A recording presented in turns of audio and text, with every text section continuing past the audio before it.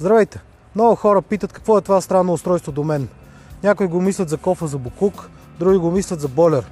Но това всъщност е един прекрасен 30 см Нютон рефлектор телескоп. 30 см е именно размера на главното му огледало.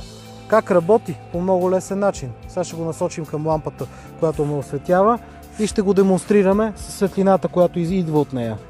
Светлината пада в главното огледало, което е в дъното на телескопа и се нарича първично огледало, което има параболична форма. То отразява светлината и я вкарва във второто огледало тук, което се нарича вторично огледало и което е наклонено под 45 градуса.